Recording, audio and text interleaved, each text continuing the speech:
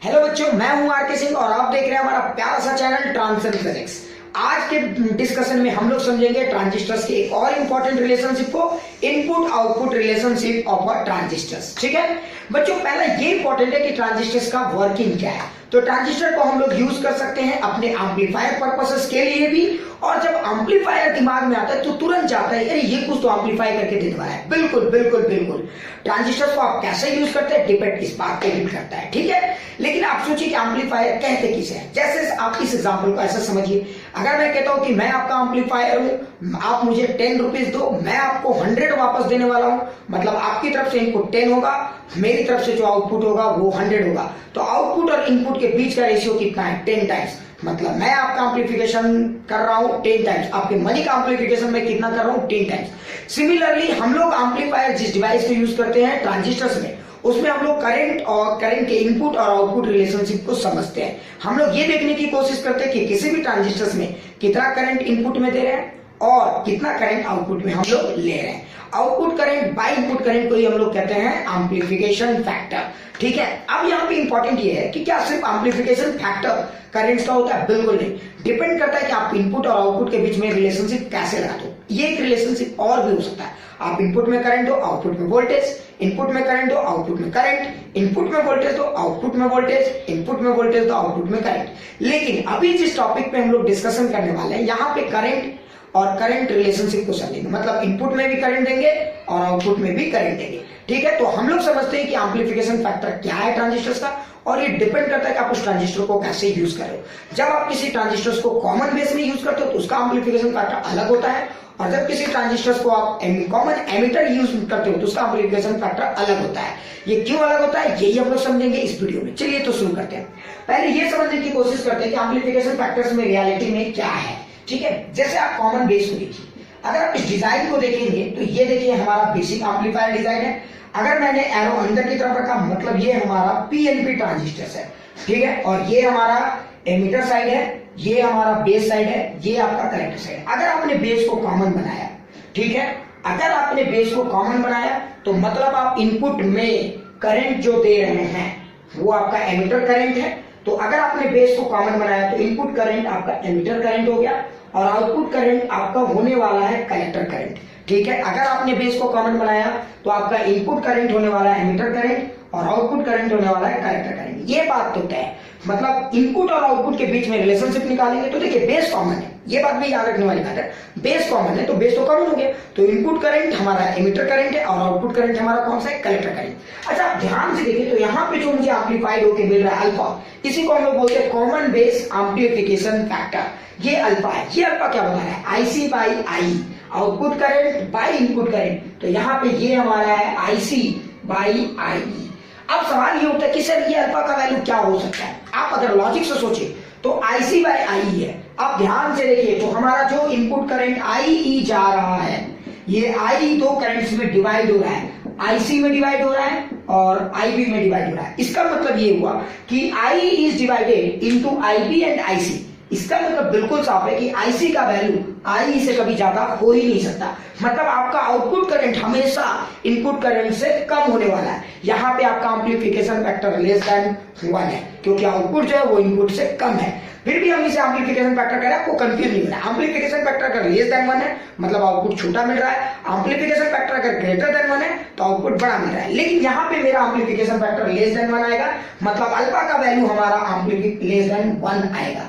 अब इंपॉर्टेंट ये है कि अल्फा का वैल्यू 1 से कितना छोटा होता है। मैं आपको बताऊं प्रैक्टिकल पर्पसेस में हमारा जो वैल्यू है अल्फा का टेंडिंग टू 1 है, मतलब ये 1 की तरफ अप्रोच करता है लेकिन टुवर्ड फ्रॉम एलएचएस साइड। मतलब अल्फा का वैल्यू 0.99 भी हो सकता है, अल्फा का वैल्यू 0.999 भी हो सकता है, डिपेंड्स करता है कि वो ट्रांजिस्टर्स का डिजाइन कैसा है। अब ये अल्फा जो है ये कॉमन बेस एम्पलीफिकेशन फैक्टर है। एक और चीज यहाँ पे आप ध्यान से देखो, I is divided into IC and IB. बड़ा इंपॉर्टेंट पॉइंट ये है कि बेस का आप डोपिंग करते हो। देखो अब इंपॉर्टेंट ये है कि आईसी जो करंट जा रहा है ये किन किन चीजों पे डिपेंड करता है? अल्फा का वैल्यू किस बात पे डिपेंड करता है? तो अल्फा के वैल्यू दो बड़े इंपॉर्टेंट पॉइंट पे डिपेंड करता है, लोगों को कंफ्यूजन होता है। पहला इंपॉर्टेंट पॉइंट है डोपिंग ऑफ द बेस। ठीक है, अगर आपका डोपिंग ऑफ द बेस ठीक है कम है तो अल्फा का वैल्यू ज्यादा होगा। अगर ध्यान से सोचो डोपिंग ऑफ द बेस कम होगा तो अल्फा का वैल्यू ज्यादा होगा। पहला इंपॉर्टेंट पॉइंट है डोपिंग ऑफ द बेस, पहला इंपॉर्टेंट पॉइंट है डोपिंग ऑफ द बेस।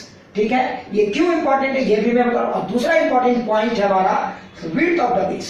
दूसरा इंपॉर्टेंट पॉइंट है हमारा विड्थ ऑफ द बेस। ठीक है, ये हमारे दो बड़े इंपॉर्टेंट पॉइंट है। अगर आपने इन दोनों फैक्टर पे कंट्रोल पाया और अगर आपने इन दोनों को कम रखा तो आपका आईबी कम होता है, और आईबी ऐसा माना जाता है कि बहुत कम होता है, ठीक है, इन कंपैरिजन टू आईई और आईसी। इसलिए कुछ लोग ऐसा भी मानते हैं कि IE is greater than IC, but ठीक है, मोर और लेस इनको बराबर भी माना जा सकता है। इसलिए मैं बोल रहा हूं कि अल्फा का वैल्यू आप टेंडिंग टू 1 मान सकते हो। लेकिन एक जनरल परसेप्शन ये है कि I is greater than IC, but IC and IB, तो ये एक जनरल सिचुएशन आप मान सकते हो। या आप ऐसा भी बोल सकते हो कि IE is nearly equal to IC and greater than IB. तो ये हमारा एक जनरल परसेप्शन है। मतलब कि अगर हमने डिप्लीशन विड्थ, ये sorry width of the base का विड्थ कम रखा या फिर डोपिंग बेस का कम करा तो हमारा आईबी जो है वो टेंडिंग टू 0 के आसपास पहुंचेगा, और जब आईबी हमारा टेंडिंग टू 0 होगा तो आईई जो है वो आईसी के आसपास होगा। In this way we approach towards 1, तो अल्फा का वैल्यू 1 की तरफ अप्रोच कर सकता है। तो ये है कॉमन बेस एम्प्लीफिकेशन फैक्टर। याद रखिएगा, अभी से याद कैसे रखना, कॉमन बेस है, बेस कॉमन कर देंगे। अल्फा एम्प्लीफिकेशन फैक्टर कंफ्यूज नहीं करना, अल्फा रेडिएशन बीटा रेडिएशन से बिल्कुल नहीं। अल्फा कॉमन बेस के लिए यूज हो रहा है, और अल्फा में बेस को कॉमन कर दिया, इनपुट और आउटपुट रिलेशनशिप अपन एस्टैब्लिश करना। और एक बात और, अल्फा का वैल्यू लेस देन 1 है तो आईसी बाय आई लिखेंगे, क्योंकि अगर आई लिख देंगे तो आई बाय आईसी ग्रेटर देन 1 हो जाएगा, जो कि यहाँ पे बिल्कुल सही है। आउटपुट करंट आईसी और इनपुट करंट आई है, तो अल्फा का वैल्यू हमेशा 1 से छोटा होता है या 1 के आसपास होता है फ्रॉम LHS है। इंपॉर्टेंट ये है 1 के आसपास कितना, 1 प्लस 0.1.00 समथिंग, नो 0.99 समथिंग आप कह सकते हो। ठीक है, ये हुआ हमारा कॉमन बेस एम्प्लीफिकेशन फैक्टर। लेकिन एक और इंपॉर्टेंट पॉइंट है जिसको हम लोग कहते हैं कॉमन एमिटर एम्प्लीफिकेशन फैक्टर। क्या कहते हैं हम लोग, कॉमन एमिटर एम्प्लीफिकेशन फैक्टर। अब ये क्या होता है, ध्यान से समझते हैं लोग। मान लीजिए कि अगर आपने किसी सिस्टम को इस तरह से ऑपरेट किया, ठीक है, ये है हमारा कॉमन एमिटर एम्प्लीफिकेशन या फैक्टर, जहां पे एमिटर हमारा कॉमन है। अच्छा बताइए, अगर एमिटर कॉमन है तो आप इनपुट करंट में कौन सा करंट देंगे, आईबी। इनपुट करंट में कौन सा करंट देंगे, आईबी, और आउटपुट करंट में कौन सा करंट लेंगे, आईसी। और यहां पे आपका ये कॉमन हो गया। अब आप जरा ध्यान से देखिए, ये है हमारा कॉमन एमिटर, मतलब एमिटर कॉमन हो गया। इनपुट में हम लोग दे रहे हैं आईबी और आउटपुट में ले रहे हैं हम लोग आईसी। कुछ लोग ऐसा भी सोच सकते हैं कि सर क्या ऐसा नहीं हो सकता कि इनपुट में आईसी दे दे और आउटपुट में आईबी, बिल्कुल हो सकता है, ऐसा कर सकते हो। लेकिन एक ट्रेडिशनल रूल्स ये है कि आप आईबी दो, आईसी हम लोग को मिलने वाला। ऐसा क्यों करते हैं ये भी समझना है। अच्छा एक बात बताइए, अगर आपने इनपुट आईबी दिया, इनपुट आईबी दिया और आउटपुट आईसी लिया, तो देखो आईसी तो हमेशा आईबी से बड़ा होता है, जो मैंने आपको बताया। तो इसका मतलब आपका एम्प्लीफिकेशन फैक्टर यहाँ पे ग्रेटर देन 1 आने वाला है। लेकिन अगर आप उल्टा करोगे तो एम्प्लीफिकेशन फैक्टर लेस देन 1 आएगा। तो फिर हम लोग एम्पलीफायर का यूज क्यों करें, जब ये हर बार कम ही आउटपुट दे मुझे, तो मैं यूज नहीं करना चाहूंगा।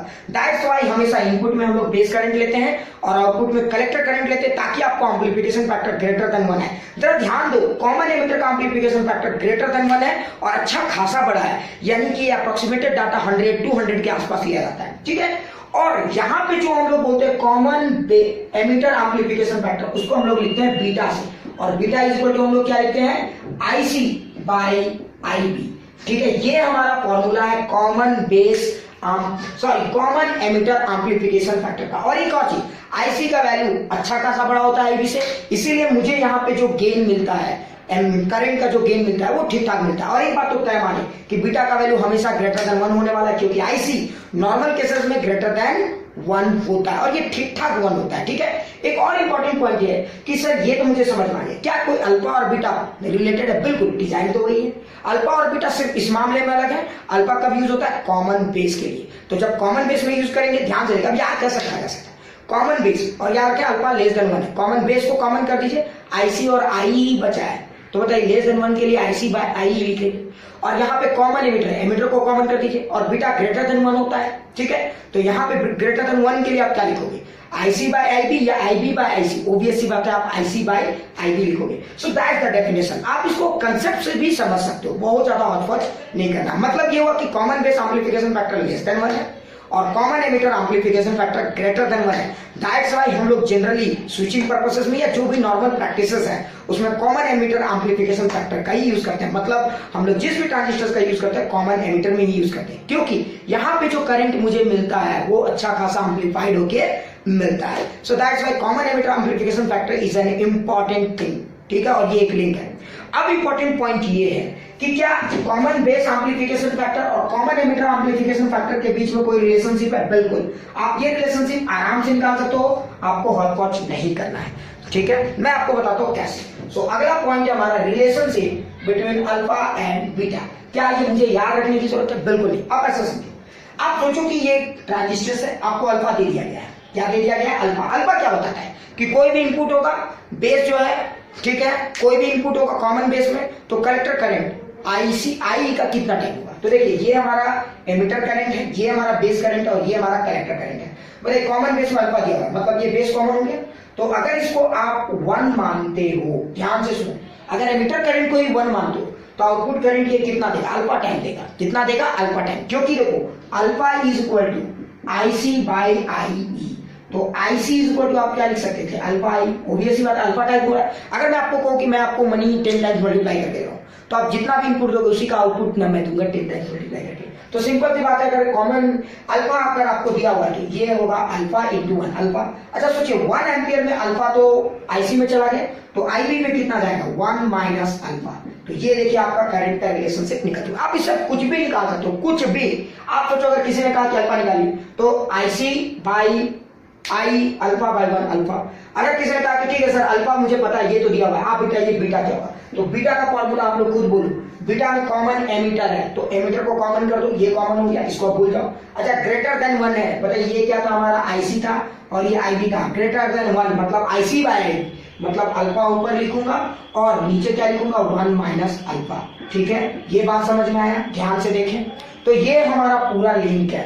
अब आप इस चीज को अच्छे से देखिए, अल्फा और बीटा के बीच में गहरा रिलेशनशिप है। आप थोड़ा ध्यान से देखिए, अगर अल्फा का वैल्यू आप 0 लेते हो, if you take alpha is 0, then beta की वैल्यू भी आपकी कितनी आती है? 0। लेकिन अगर आप अल्फा का वैल्यू 1 के आसपास लेते हो, टेंडिंग टू 1, तो अगर ये 1 लेते हो तो 1 बाई टेंडिंग टू 0, मतलब बीटा की वैल्यू इंफिनिटी आती है। मतलब अल्फा का वैल्यू जितना अप्रोच करेगा 1 की तरफ, बीटा का वैल्यू इंफिनिटी की तरफ उतना अप्रोच करेगा। मतलब ये तय है कि अल्फा और बीटा बहुत ज्यादा रिलेटेड है। ठीक है दोस्तों, इस कंसेप्ट से हम लोग बाकी चीजों को बहुत अच्छे से समझ सकते हैं। क्या आपको समझ में आ गया? बिल्कुल आया होगा।